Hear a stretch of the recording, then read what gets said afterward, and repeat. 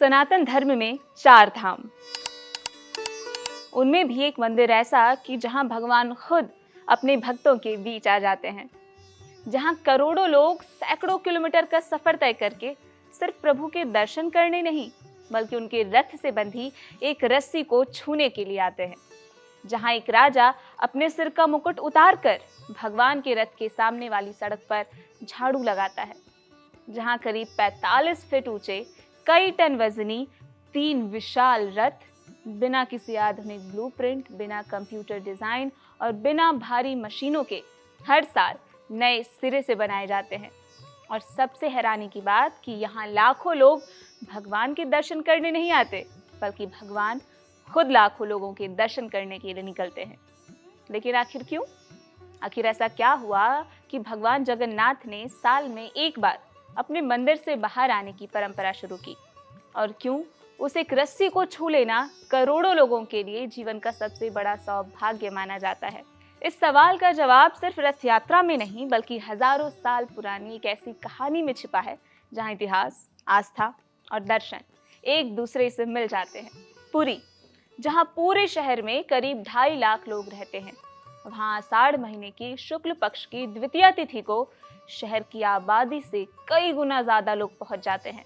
हर सड़क, हर गली, हर छत लाखों श्रद्धालुओं से भर जाती है। कई लोग 3-3 दिन पहले से यहाँ डेरा डाले बैठे होते हैं, कोई राजस्थान से, कोई असम से, कोई विदेशों से, लेकिन सबकी मंजिल एक ही होती है, श्री जगन्नाथ मंदिर का वो सिंह द्वार। क्योंकि कुछ ही देर बाद भगवान जगन्नाथ अपने बड़े भाई बलभद्र और बहन सुभद्रा के साथ मंदिर से बाहर आने वाले होते हैं। और यही वो पल है जिसका इंतजार लाखों लोग पूरे साल करते हैं। दुनिया के लगभग हर मंदिर में भगवान गर्भगृह के भीतर विराजमान रहते हैं, भक्त उनके पास जाते हैं, लेकिन पुरी में बात पूरी उलट जाती है। साल में एक बार यहाँ भगवान अपने भक्तों के पास आते हैं। आखिर क्यों? इस सवाल का जवाब भगवान के नाम में ही छिपा है, Jagannath, the Lord of the world, यानी जगत के नाथ, पूरे संसार के स्वामी। सिर्फ उन लोगों की नहीं जो मंदिर के गर्भगृह तक पहुंच सकते हैं, बल्कि उनके भी जो किसी कारण मंदिर के भीतर नहीं जा सकते, जिन्हें समाज ने रोका, जिन्हें परिस्थितियों ने रोका, या जो दूर बैठे सिर्फ भगवान को याद करते हैं। शायद इसीलिए साल में एक बार भगवान स्वयं अपने घर से बाहर निकलते हैं ताकि कोई भी भक्त ये महसूस न करे कि भगवान उससे दूर है। लेकिन ये परंपरा आखिर शुरू कैसे हुई? इसको समझने के लिए पहले हमें जगन्नाथ मंदिर के बारे में समझना होगा और हमें समय की धारा में सदियों पीछे लौटना होगा। कहानी शुरू होती है स्कंद पुराण के एक उल्लेख से। मालवा के राजा इंद्रद्युम्न, वे केवल एक राजा नहीं थे, भगवान विष्णु के अनन्य भक्त भी थे। एक रात उन्होंने स्वप्न में भगवान का एक ऐसा दिव्य स्वरूप देखा जिसकी आंखों की चमक ने उनकी नींद तोड़ दी। वो स्वरूप था नील माधव। सुबह हुई लेकिन राजा का मन राजकाज में नहीं लगा। न भोजन अच्छा लगे, न संगीत, न महल, न रानी, बस एक ही प्रश्न, आखिर वो दिव्य स्वरूप कहाँ है? धार्मिक मान्यताओं के अनुसार कई दिनों की तपस्या के बाद भगवान विष्णु स्वयं उनके सामने प्रकट हुए। उन्होंने कहा, पुरी के समुद्र तट पर जाओ, वहां तुम्हें एक दिव्य दारू यानी पेड़ मिलेगा, उसी से मेरे नए स्वरूप की स्थापना होगी। राजा बिना देर किए पुरी पहुंच गए। समुद्र की लहरों के बीच सचमुच एक विशाल लकड़ी का दिव्य लट्ठा तैर रहा था। लेकिन अब समस्या शुरू हुई कि उस लकड़ी से भगवान की प्रतिमा बनाए कौन? राज्य भर के श्रेष्ठ शिल्पियों को बुलाया गया, लेकिन परंपरा कहती है कि कोई भी उस दिव्य दारू पर अपनी छेनी नहीं चला सका। राजा निराश होने लगे कि अब क्या होगा, क्या मैं वापस अपने नील माधव का वो स्वरूप नहीं देख पाऊंगा? दरबार में तभी एक वृद्ध कारीगर आया, झुका हुआ शरीर, सफेद दाढ़ी, लेकिन आंखों में ऐसा तेज जिसे देखकर हर कोई ठहर जाए। उसने अपना नाम बताया, अनंत महाराणा। जगन्नाथ परंपरा मानती है कि वे कोई साधारण बढ़ई नहीं थे, बल्कि स्वयं देवशिल्पी विश्वकर्मा थे। उन्होंने राजा के सामने शर्त रखी कि मैं मूर्ति निर्माण कर दूंगा, लेकिन मैं 21 दिनों तक बंद कमरे में प्रतिमाएं बनाऊंगा और इस दौरान कोई भी दरवाजा नहीं खोलेगा, ना ही मुझे परेशान करेगा। अगर किसी ने नियम तोड़ा तो मैं उसी क्षण काम अधूरा छोड़कर चला जाऊंगा। राजा ने तुरंत हामी भर दी। वो भी तो चाहते थे प्रभु के दर्शन करना। उस बूढ़े व्यक्ति को एक कमरा मिला, दरवाजा बंद हुआ और पूरे महल में इंतजार शुरू हो गया। कई दिनों तक लकड़ी तराशने की, छेनी हथौड़े की आवाज आती रही, लेकिन फिर कुछ दिनों बाद कमरे के भीतर से आवाज आनी बंद हो गई। सन्नाटा हो गया। महल में चिंता बढ़ने लगी कि क्या सब भीतर ठीक तो है? क्या इतने दिनों से भूखे प्यासे रहने की वजह से वृद्ध कारीगर को कुछ हो तो नहीं गया? वो जीवित तो है? हर गुजरते दिन के साथ ये बेचैनी बढ़ती गई और आखिरकार 21 दिन होने से ठीक पहले रानी गुंडचा खुद को रोक नहीं पाई। उन्होंने दरवाजा खुलवा दिया। दरवाजा खुला और सामने का दृश्य देखकर पूरा राजमहल स्तब्ध रह गया। कमरे में कोई नहीं था। वृद्ध कारीगर मानो हवा में विलीन हो चुके थे। लेकिन वहां 3 प्रतिमाएं थी, भगवान जगन्नाथ, भगवान बलभद्र और देवी सुभद्रा। मगर उन्हें देखते ही हर कोई चौंक गया। उनके पूरे हाथ नहीं थे, पैर नहीं थे, क्योंकि प्रतिमाएं अधूरी रह गई थी। यहीं से जगन्नाथपुरी का सबसे बड़ा रहस्य शुरू होता है कि क्या भगवान की मूर्तियां सचमुच अधूरी रह गई थी? अगर ऐसा था तो फिर करोड़ों लोग सदियों से इन्हीं अधूरी प्रतिमाओं की पूजा क्यों कर रहे हैं? हमारे घर में ऐसा होता है ना कि अगर कोई मूर्ति है, अगर उसमें छोटी सी भी खरोच आ जाए या वो टूट जाए तो हम सोचते हैं कि उस मूर्ति की पूजा शायद अब नहीं करनी चाहिए, लेकिन यहाँ तो पूरी की पूरी मूर्ति अधूरी है। असल जवाब देती है जगन्नाथ परंपरा। ये मूर्तियां अधूरी नहीं है, यही भगवान का पूर्ण स्वरूप है। मान्यता है कि जैसे ही रानी ने समय से पहले दरवाजा खोला, विश्वकर्मा अपना कार्य अधूरा छोड़कर अंतर्ध्यान हो गए। तभी दिव्य संदेश मिला कि भगवान इसी स्वरूप में विराजमान होना चाहते हैं और तभी से आज तक जगन्नाथ, बलभद्र और सुभद्रा की पूजा इसी रूप में होती आ रही है। लेकिन अगर आप इन प्रतिमाओं को ध्यान से देखें तो पाएंगे कि इनके हर अंग के पीछे एक गहरा दर्शन छिपा हुआ है। सबसे पहले नजर जाती है उनकी विशाल गोल आंखों पर। ये बड़ी बड़ी आंखें मानो आपके भीतर तक झांकती है और कहती है कि मुझसे कुछ नहीं छिपा सकते हो तुम। इन आंखों में पलकें नहीं है। जिस तरह हम अपने भगवान को देखने के लिए आतुर होते हैं, भगवान भी हमें देखने के लिए उतने ही उत्साहित रहते हैं और वो एक पल भी अपने भक्तों से नजर नहीं हटाना चाहते। अच्छा, फिर नजर जाती है उनके अधूरे हाथों और पैरों पर। जो पहली बार इन प्रतिमाओं को देखता है उसके मन में यही सवाल उठता है कि क्या भगवान सचमुच अधूरे हैं? लेकिन जगन्नाथ दर्शन कहता है कि ईश्वर को किसी भी एक आकार में बांधा नहीं जा सकता। वे हर रूप में है, हर दिशा में है, हर जीव में है। यही कारण है कि उनका स्वरूप शारीरिक सीमाओं से परे होने का प्रतीक माना जाता है। अच्छा, एक कहानी भी है इससे जुड़ी कि जब माता रोहिणी जो हैं वो लोगों को भगवान कृष्ण की जो लीलाएं हैं राधा के साथ वो सुना रहे थे, तो चौखट पर बलभद्र, कृष्ण और सुभद्रा तीनों वो कहानी सुन रहे थे और सुनते सुनते उनका स्वरूप एकदम दिव्य हो गया। तभी नारद जी वहां आते हैं और वो कहते हैं कि हे प्रभु, ये आपका जो दिव्य स्वरूप है वो हम चाहते हैं कि पृथ्वी वाले भी देखें। और उसी लिए उनका वैसा स्वरूप जगन्नाथ मंदिर की जो तीनों प्रतिमाएं हैं उसके लिए बनाया गया। ये कहानी ऐसे जोड़ी जाती है। लेकिन सबसे अनोखी बात, ये प्रतिमाएं पत्थर या धातु की नहीं है, बल्कि दारू ब्रह्म यानी पवित्र नीम की लकड़ी से बनाई जाती है। लेकिन इन प्रतिमाओं से जुड़ा एक और रहस्य है जिसे आज भी मंदिर की सबसे पवित्र परंपराओं में गिना जाता है, ब्रह्म पदार्थ। धार्मिक मान्यताओं के अनुसार जब भगवान श्री कृष्ण ने अपनी पृथ्वी लीला समाप्त की, तब उनके अंतिम संस्कार के वक्त उनका पूरा शरीर पंचतत्व में विलीन हो गया, लेकिन उनका हृदय वो धड़क रहा था जिसे ब्रह्म पदार्थ कहा जाता है, वो कभी नष्ट नहीं हुआ। इस ब्रह्म तत्व को जरा ने नदी में विसर्जित कर दिया और कहा जाता है कि विश्वकर्मा जी ने मूर्ति में उसे स्थान दिया जब वो मूर्ति बना रहे थे। लोग मानते हैं कि इस ब्रह्म पदार्थ में असीम ऊर्जा है और वो 8 से 9 सालों में नव कलेवर की परंपरा द्वारा एक पुरानी मूर्ति से नई मूर्ति में स्थापित की जाती है। अत्यंत गोपनीय विधि से उस दिव्य ब्रह्म तत्व को पुरानी प्रतिमा से नई प्रतिमा में स्थापित किया जाता है और ये प्रक्रिया इतनी गुप्त है और इतनी पवित्र है कि आप सोच भी नहीं सकते। केवल चुनिंदा पुजारी ही आंखों पर पट्टी बांधकर ब्रह्म पदार्थ स्थापित करते हैं। यहाँ तक कि पूरे शहर की बिजली काट दी जाती है और ये सदियों से जीवित एक ऐसी परंपरा है जो आज भी चली आ रही है। ये तो बात रही भगवान की मूर्तियों की, लेकिन अगर बात करें मंदिर के आधुनिक स्वरूप की, तो 12वीं सदी में गंग वंश के राजा अनंत वर्मन चोडगंग देव के संरक्षण में आज का भव्य जगन्नाथ मंदिर अस्तित्व में आया। और आज ये धर्म के 4 पुण्य स्तंभों यानी भारत के 4 धामों में से एक है।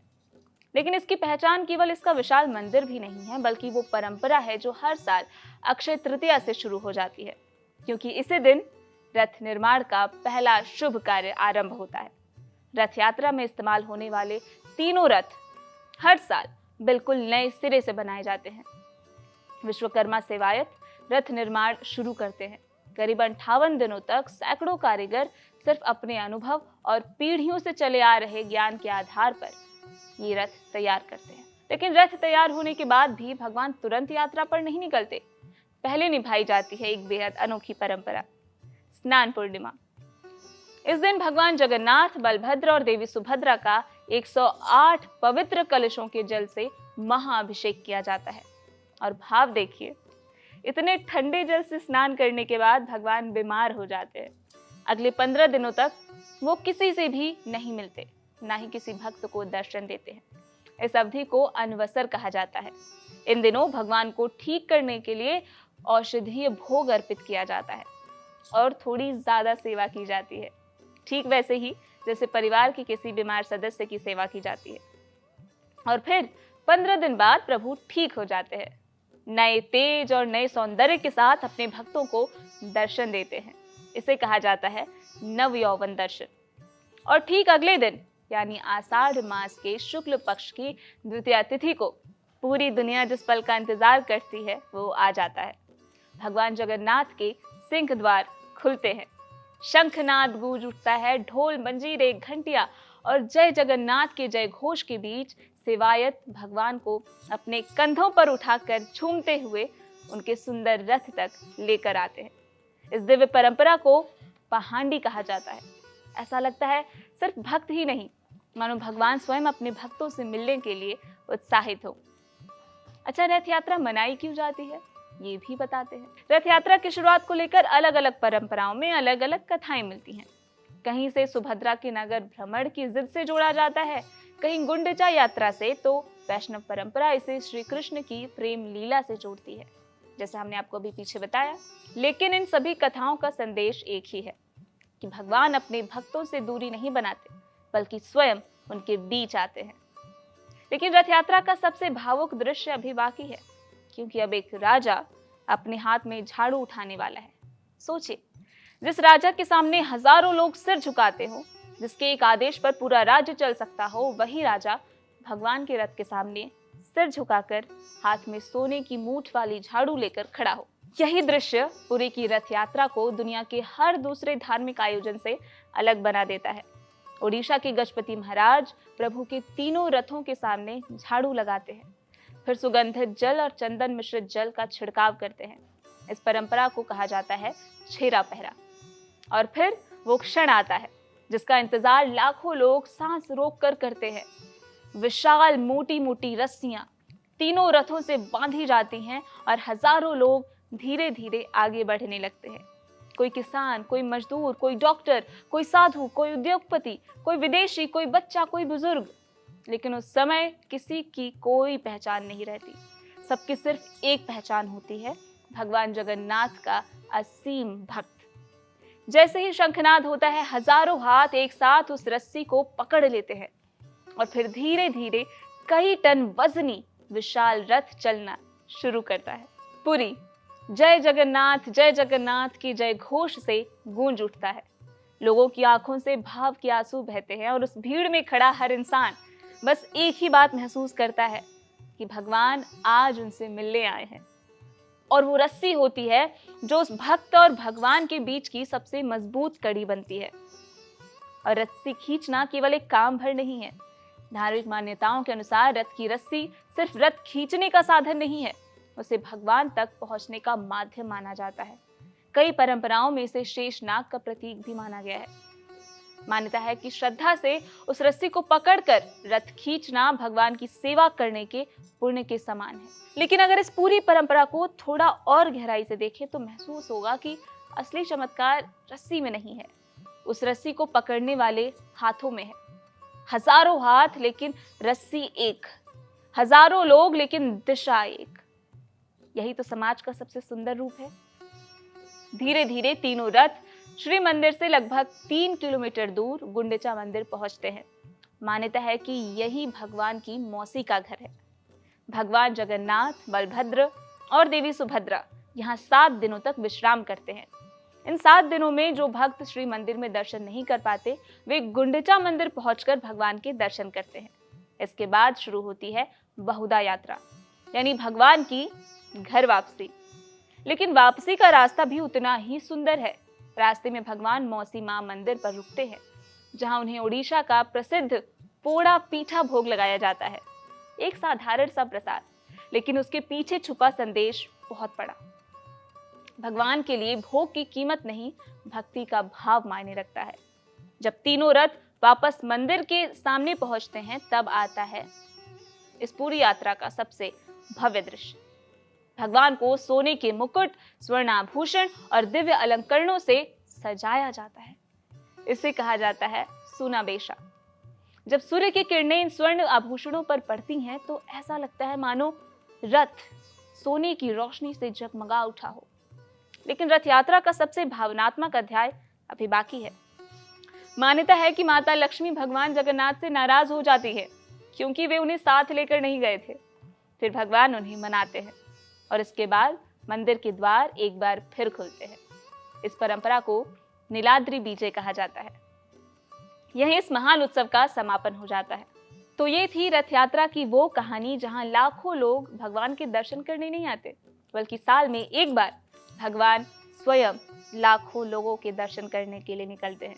लेकिन रुकिए, रथ यात्रा की ये कहानी यहीं खत्म नहीं होती, क्योंकि जिस मंदिर से भगवान हर साल बाहर आते हैं, उस जगन्नाथ मंदिर के अंदर ऐसे कई रहस्य छुपे हैं, जिन्होंने सदियों से विज्ञान को भी हैरान कर रखा है। आखिर मंदिर का ध्वज हमेशा हवा की विपरीत दिशा में कैसे लहराता है? सुदर्शन चक्र मंदिर के किसी भी कोने से देखने पर हमेशा सामने की ओर ही क्यों दिखाई देता है? मंदिर के सिंह द्वार के अंदर कदम रखते ही समुद्र की लहरों की आवाज अचानक क्यों गायब हो जाती है? और आखिर क्या है उस मंदिर के वो अनसुलझे रहस्य, जिनका जवाब आज तक कोई नहीं दे पाया?